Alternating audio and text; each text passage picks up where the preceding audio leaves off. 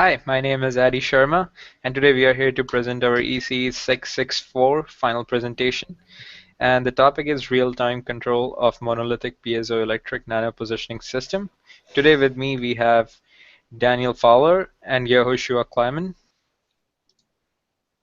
During the course of this presentation, we are going to go through the introduction of the system, then system requirements. We are going to talk about controller designs. Then we'll talk about the performance evaluation of both of the controller designs, and then we'll conclude the presentation.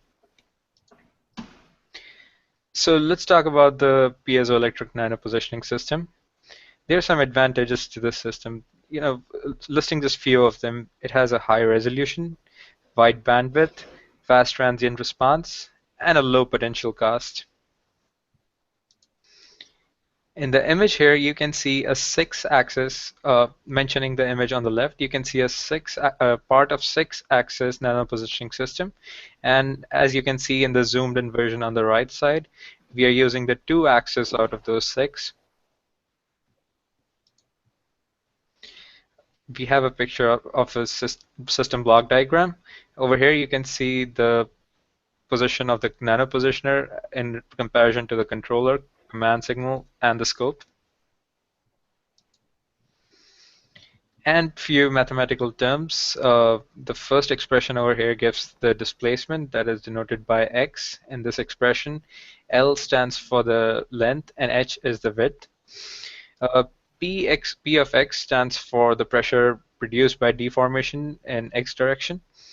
And the third set of equations actually, it's a model of underdamped second order system with hysteresis.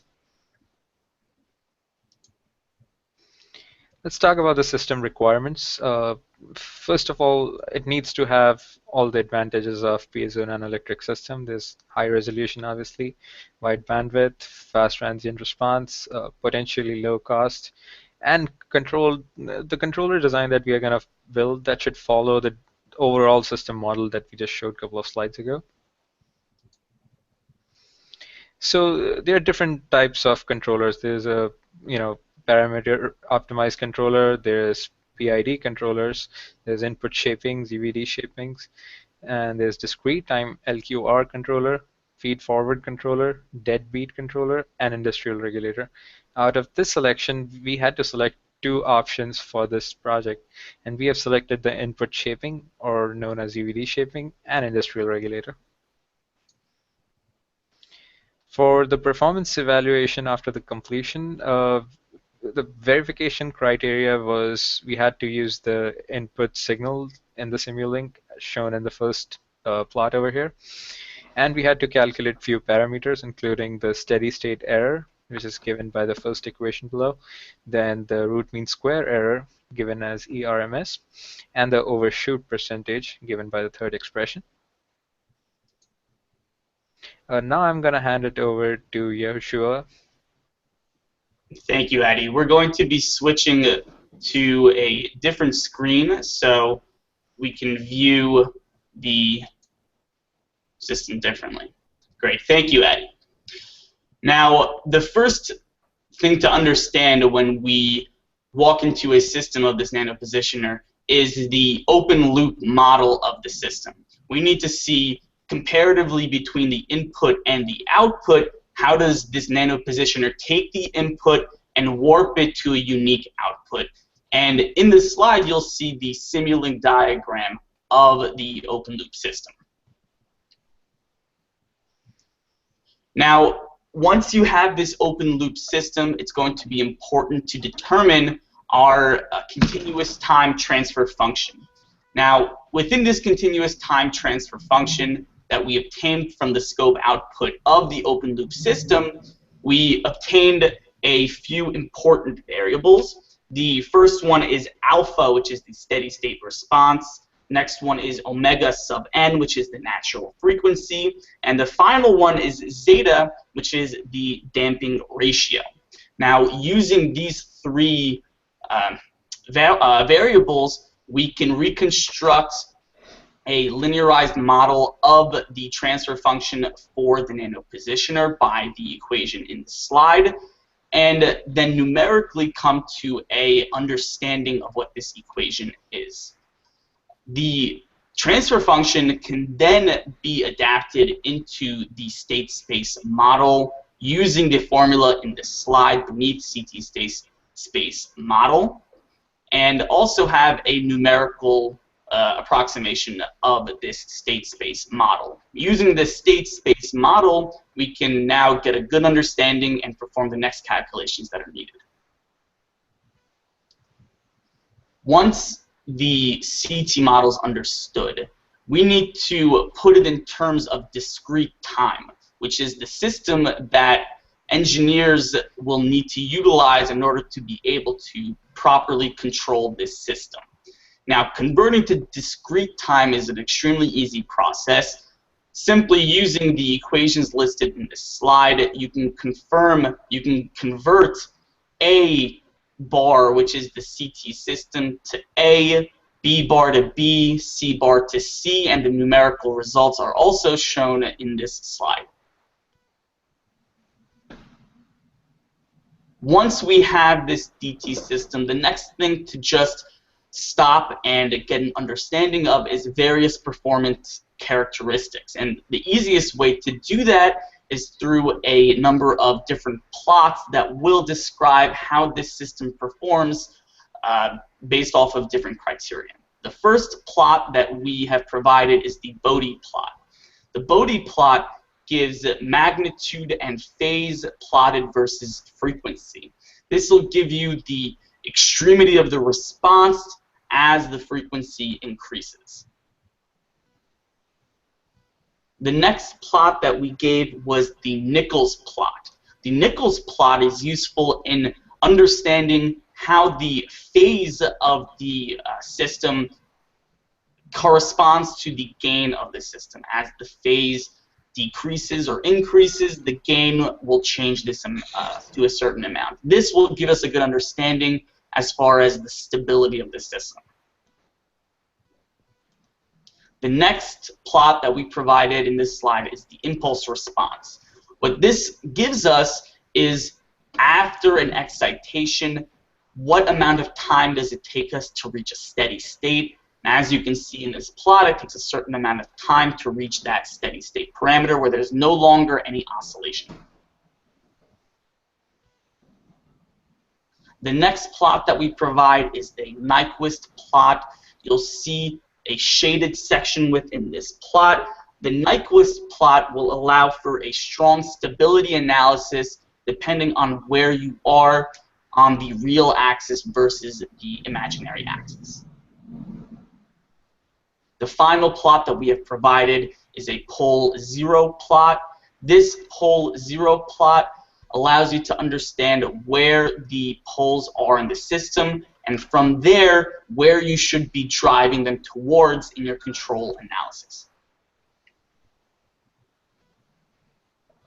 Once we have an understanding of the open loop system and we have recreated our DT response, the next item to do would be to validate our setup, to validate our DT response. The way to do this is using the MATLAB Simulink toolkit and muxing together the original nano positioner with our recreated DT transfer function and viewing the scope output of the two. If they are in line, then we're good. If they're too far apart, then we need to reassess and determine what went wrong in our approximations. You can see within this graph how appropriate, how good our DT model is. Ignoring that initial overshoot, which is not going to play a significant factor in our calculations, the system is modeled very appropriately and over time gives a very similar response compared from our transfer function to our DT transfer function to the initial model. At this point, I'm going to pass this off to Daniel to discuss the first controller design. All right, thank you. I got a basically was going to talk about. Sorry, I got a little bit of feedback here, so this is causing some issues. A little bit of lag going on. Anyway, I'll talk about the ZVD shaper.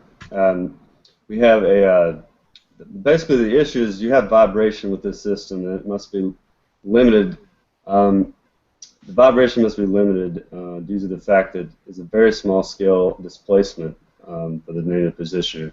So what we use is a feed forward pole zero cancellation technique, and that accomplishes the vibration reduction. You basically need 3 impulses in order to create the shape command, and these 3 impulses are created using the equations below. Now, the thing that's essential for all these equations is the K sub OS, which is the overshoot.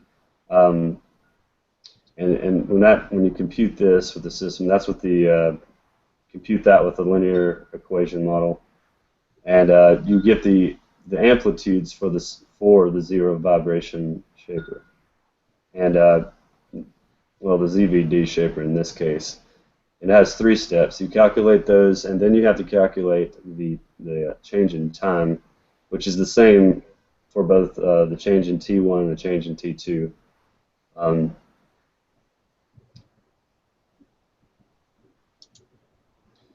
And here is the implementation from a ZVD shaper. Here you see the A1, A2, the A3 implemented, and you have the transport delay 1, the transport delay 2. The transport delay 2, well, actually it's delay 1 here because it's part of A3 amplitude. That's part of the change in time too. So that value had to be multiplied by 2 in order to generate the correct shaped output. And here you see the reference command itself. Now this is the input to the ZVD shaper. And here you see the shaped reference command with the ZVD shaper. And the 3 steps you see now are actually convolved with the reference command. So you see the 3 steps on each step of the reference command overlaid on it.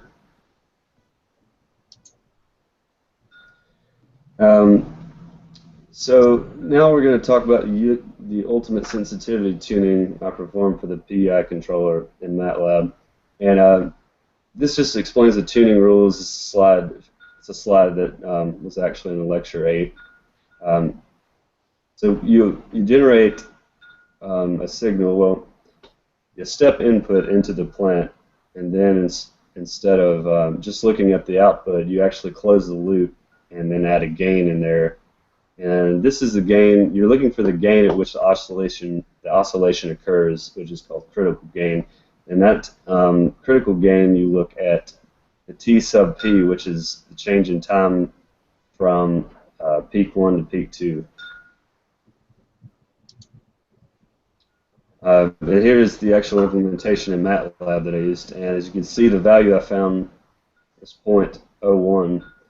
And basically, smaller values for the KC do not affect the output of the plant as I tuned it. So therefore, the gain I determined was 0.01, and that is where the sustained oscillation occurred.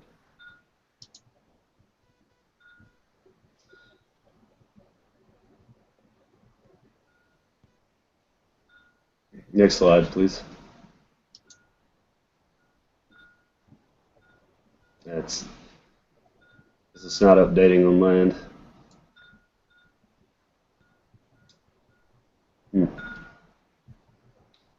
Well, I believe we might have an issue here. We are on slide 25, if you can pull it up. It's not updating on my end, but You could pull it up locally. Yeah, I'll pull it up. Same tune. Find where I.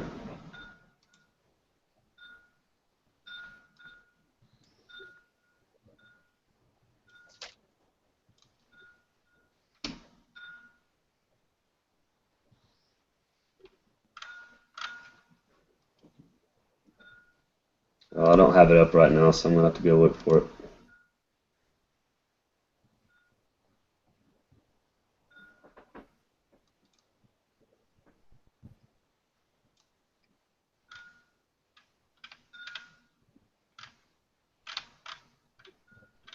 We should start again, guys. All right, that is bumfuck. Yeah. Yeah, that was happening a lot throughout not the entire show. I don't know if it was for you guys. I don't I think mean, it was happening for me. yeah, was, it was fine for me. I mean, I know you're stuck. I cannot see your video either. yeah, Yeah. let me pull this up over here. This might take a while. All right. Well, I gotta stop the broadcast and re-invite you guys, so I'll do that right now. Okay. Okay.